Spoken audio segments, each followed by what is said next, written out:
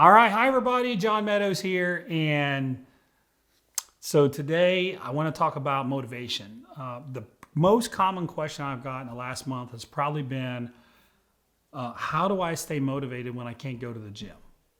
If you watch this channel, you probably go to the gym. So put some thought into this, and I want to share with you some things that came to my mind when I was thinking about, okay, you can't go to the gym. I'm not going to American Barbell, my place either. So motivation can become tricky. So I want to again share with you five things that came to mind. Number one, the very first thing that came to my mind was, so motivation is kind of it's an abstract concept. It isn't black and white. There is no people are all motivated a little differently. So it's not just somebody standing there and yelling at you. Maybe if you play football, maybe there was a coach that yelled at you. Maybe he motivated you, maybe he didn't. For some people, maybe that motivated them, but for some people it didn't. Maybe in bodybuilding, you got somebody yelling at you, you're not training hard enough, you need to do more. Maybe that motivates you, maybe it doesn't. We're all a little different. But what can be universal is when you think about motivation, break it down to the simplest form, motive. What is your motive? So what is your motive when you go to the gym? All right. You can't go to the gym. So how do you stay motivated? Well, why do you go to the gym? First of all, let's think about your motive, because this is going to drive what you do. If you compete, so I have a lot of people that canceled their shows. Their shows were canceled, amateurs, pros. So now the question becomes, all right, how are those people going to stay motivated? Because their motive was to place or win the show they had coming up. That was their specific motive. Now, maybe you don't compete. Maybe you go to the gym to get stronger. Maybe that's your motive, okay? Or another motive could be just stress relief. Maybe you go to the gym to just simply relieve stress. Maybe you have a job that stresses you out. Maybe you work with people that drive you crazy. So when you go to the gym and you work hard, you leave and you just feel better. Or maybe you're all of these. Maybe you compete, but you still go to the gym for stress relief. Maybe you want to get stronger. So maybe it's some combination. But what's your motive? So think about that first of all. Now, if you can keep that clear in your mind, that's going to help you. Okay. So let's take the example of somebody who's competing. Their motive was to look good enough to win or place at their contest. All right, whatever that contest was. So what does it take to win a contest? Is it just going to the gym? No. It's your nutrition plan, it's you sleep, you're managing stress. There's a lot of factors that are involved. Let's take one of them. Let's take the diet part. Does the quarantine, does the lockdown, do you not being able to go to the gym, does that impact your diet? No, in fact, it should make it easier because we're sitting around a lot more now. So now you have no excuse not to make your meals. Your meals should be pristine. They should be perfect. So if you keep that motive in your head, well, my motivation is to have that, and the contests will be rescheduled or there'll be new contests. So the contests are coming. They will come back eventually. So if you can keep in your mind what that motive was, then control what you can control. Okay, focus on that stuff. All right. Maybe your motive was to be a better strength and conditioning coach. Maybe you can't go to the gym and work on techniques and work with clients as a coach, but is just going to the gym and working with clients, is that the only means you have to becoming a better coach? I would say absolutely not. There are a lot of great strength coaches out there. So why don't you study maybe what they're doing? Let's see where your knowledge may have some holes in it. See if you can fill in the gaps. There are a lot of really smart people out there. So there are things that you can do at home. Study what others are doing. Study force production or study lateral changing in direction. Study the stretch reflex cycle. Whatever it is, there's always more you can learn. So not being able to go to the gym, yeah, that's tough, but there are other things you can do if you keep that motive in mind. So keep the motive. Why are you doing what you're doing at the forefront, and then control what you can control. Okay, that's number one. And this relates to number two is win the mental chess game. All right. So this ties into number one. So when I say mental chess, what do I mean? So we have these mental chess games that happen all the time. And part of you has this voice that says, I don't want to do that. And there's another part of you that says, no, we need to do it. It's just this internal battle. It's mental chess is what I call it. When I think about that, I think back to many times, and not in just bodybuilding, and when I was involved with sports through the years. So I remember really hard wrestling practices or football practices. I remember when the practices would get really, really tough. So let's say you're in the middle of a wrestling practice and it's just hard. It's brutal. Everybody's tired. Their lungs are burning. I always had this thing in my head that said, I can get through this. I can make it. I'm going to fight through it. I'm going to make it. It's a mental chess battle. Same thing with bodybuilding. You know, the diet part. The diet part gets really, really tough. You talk to anybody that's competed at a high level, and they will tell you the last 2 or 3 weeks are really tough. So in my head, I'm always thinking, I know a lot of people can't handle this, but I can handle it. I can work through this. So I'm going to win that mental chess game. When you have those two voices going through your head, I want you to win that game. I want you to be the one that says, you know what, I can't go to the gym, but I'm still going to do the best I can with the exercises I can do. Or, yeah, maybe I want to sit down and eat a bag of Doritos, but I'm going to win this mental chess game and I'm going to eat a good meal instead. So win that mental chess game. And you know what? That's true in life, man. That's true for everything. You're always going to have these battles. Part of you says, take the easy way out. Part of you says, no, you got to work through this. Listen to the voice that says you got to work through this, okay? That's the voice that's right. Number 3, I call it the 4 quadrants. So how can these 4 quadrants keep you motivated? So first of all, the 4 quadrants are states of emotion. There's a sports psychologist, I read this many, many years ago, that taught this, and I thought he was great. Jim Lear, I believe was his name. It was fantastic. It stuck with me. It imprinted into my brain.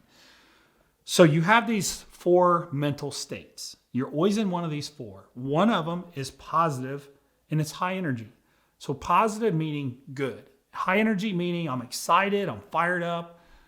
And then you have a positive low energy. That means things are good. I'm content, I'm calm, things are good. Those are the 2 positive quadrants. And then you go down to the 2 negative quadrants. You got a negative high energy. That's what Facebook is. You're ready to fight. Man, I'm ready to fight.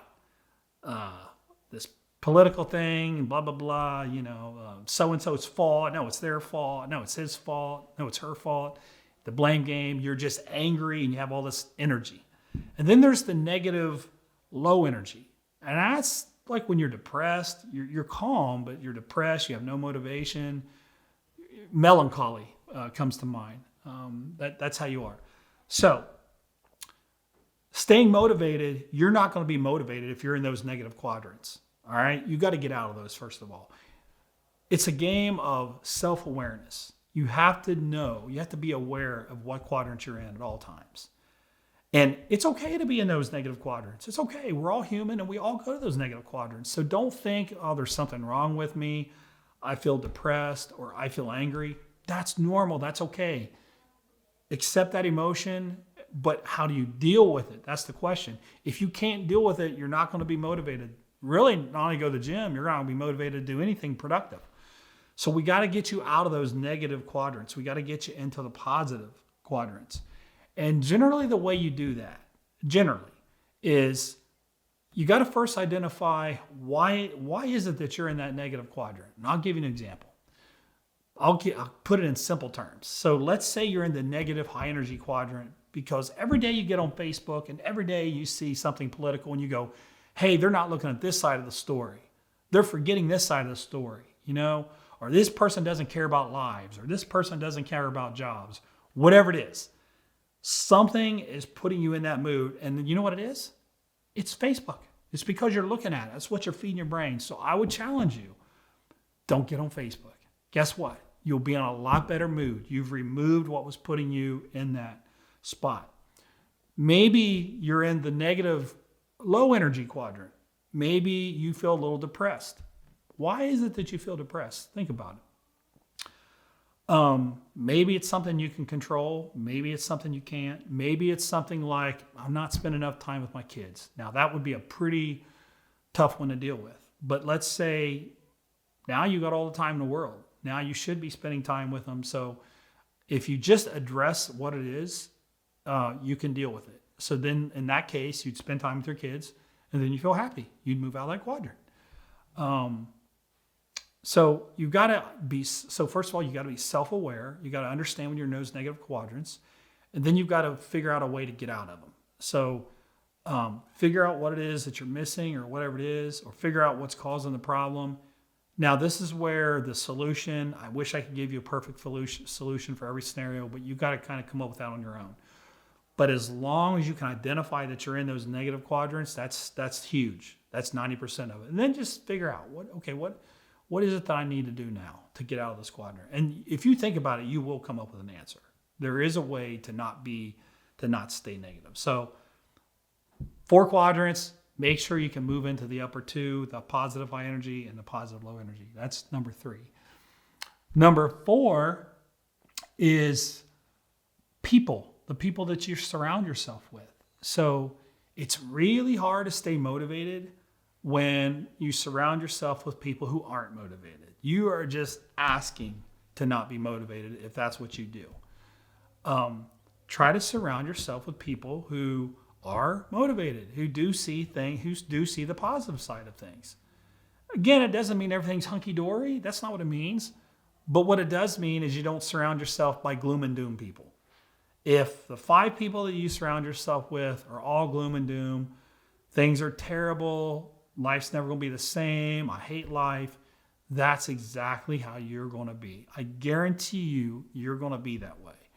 Surround yourself with better people, people who are motivated, and maybe their motivations are totally different than yours. Maybe their motivation is to have an awesome lawn that they're proud of in their house. Maybe their motivation is to be real smart in a certain subject, so they studied all. It doesn't matter. If they're positive and they're motivated, those are great people to have around you. I have a lot of friends that don't necessarily share the same interests that I do, but they're good people, they're motivated, and I respect the heck out of them, and it's good for me to be around them. Even though we have different interests, it's still great to be around them. So you got to make sure you're surrounding yourself with the right people.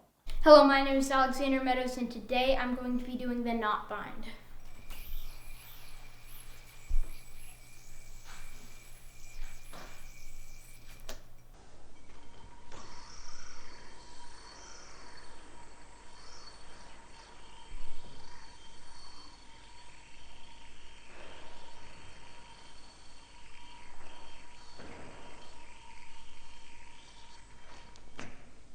Now, the last one, and this one's, it's a short-lived one, but it's still really good, so I had to mention it. The last one is music and video. Now, you can't always be motivated by watching a video. It's an external thing, it's not internal, but sometimes it kind of triggers something internally, and it can give you a little motivation. I'll give you an example. I love watching the Rocky movies. Specifically, I love watching Rocky 3 and Rocky 4. I love watching the training montages. I could sit here and probably read the entire script from Rocky 4. I watched that so many times. All right.